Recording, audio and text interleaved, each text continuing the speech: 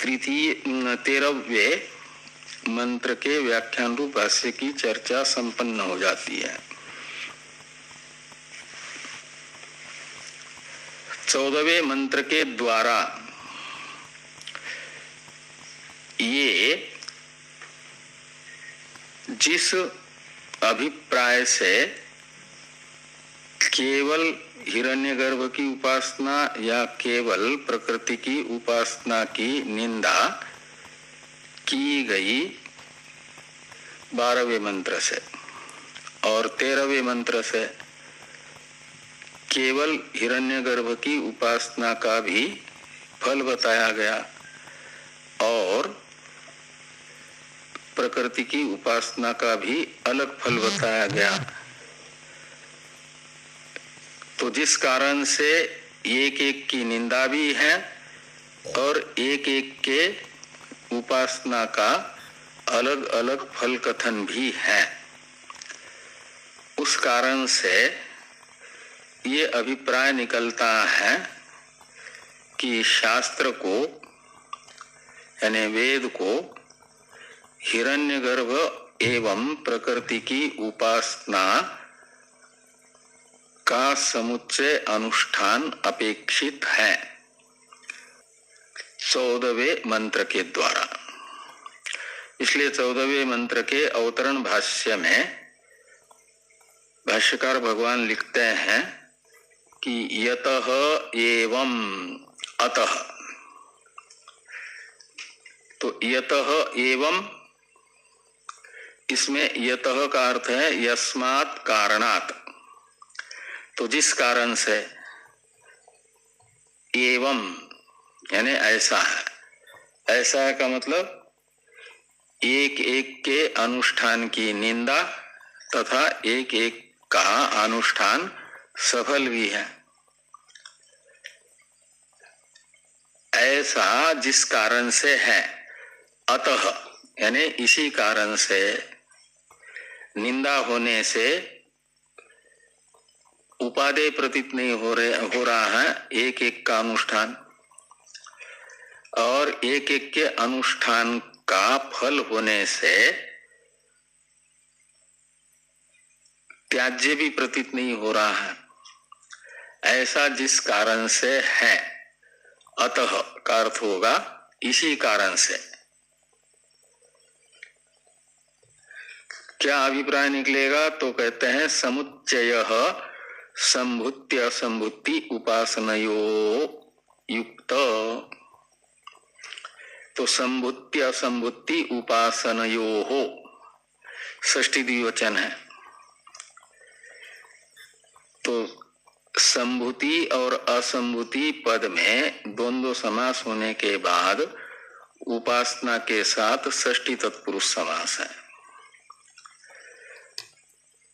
तो द्वंद्व समास के आदि में या द्वंद्व समास के अंत में जो पद होता है उसका द्वंद्व समास के घटक प्रत्येक पद के साथ अन्वय माना जाता है। द्वंद्वादो द्वंद्वान्ते च श्रूयमाणं पदम प्रत्येकम अभिसंबध्यते। एक व्याकरण में परिभाषा आती है और यह परिभाषा बताती है कि द्वंद्व के आदि में श्रूयमाण जो पद है या द्वंद्व के अंत में श्रूयमाण जो पद है, श्रूयमाण यानी सुना जा रहा है जिसे, उसे श्रूयमाण कहते हैं। तो यहाँ संभुत्य असंभुति उपासनयोः में द्वंद्व समास किसमें है? संभूति असंभूति पद में। और उसके अंत में श्रूयमान पद कौन है?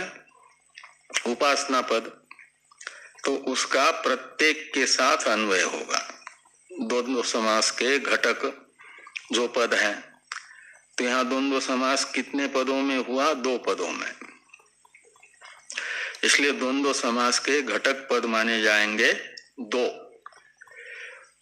और उन दोनों में से प्रत्येक के साथ उपासना पद का अन्वय होगा। असंभूति उपासना। तो संभूति उपासना, असंभूति उपासना और इन दो षष्ठी संबंध अर्थ में है।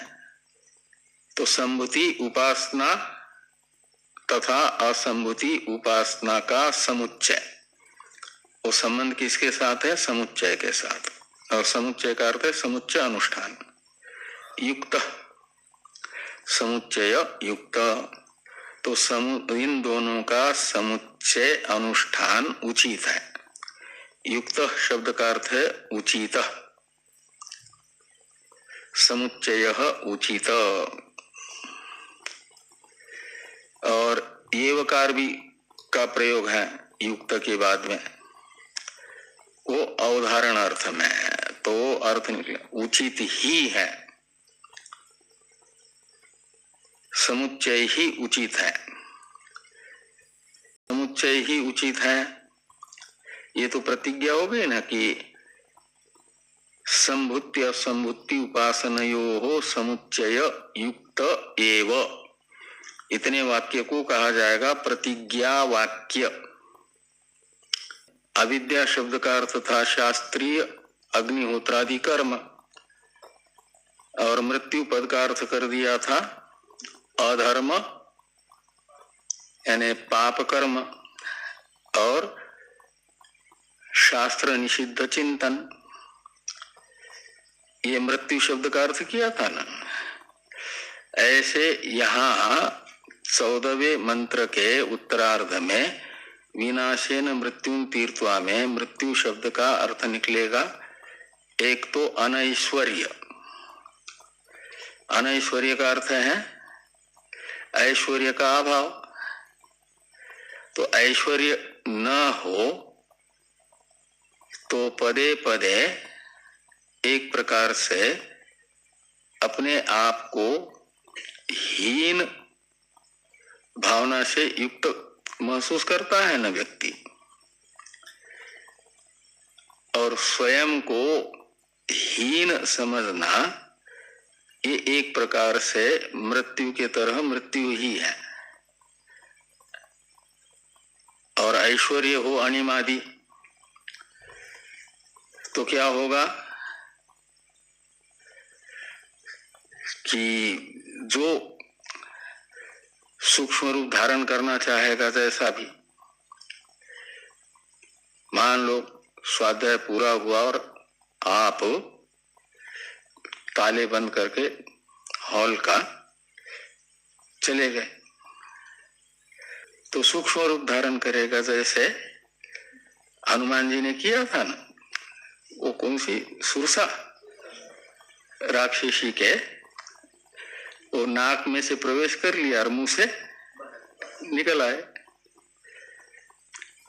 या मुख से प्रवेश किया और नाक से बाहर आ गया। ऐसा सूक्ष्म रूप धारण करके निकल आए ना। और जहां कहीं विशाल रूप धारण करना पड़ता है वहां वो विशाल रूप भी धारण करते हैं। ये सब जो काम कर्म, कामनाएं और कर्म, ये सब माना जाता है मृत्यु के हेतु होने से मृत्यु के तरह मृत्यु। और वह फल बताया गया है और उसका अतितरण, इस मृत्यु का अतितरण, ये किसका फल बताया जाएगा? वो फल बताया जाएगा हिरण्यगर्भ की उपासना से। तो ये मृत्यु का अतितरण पूर्वक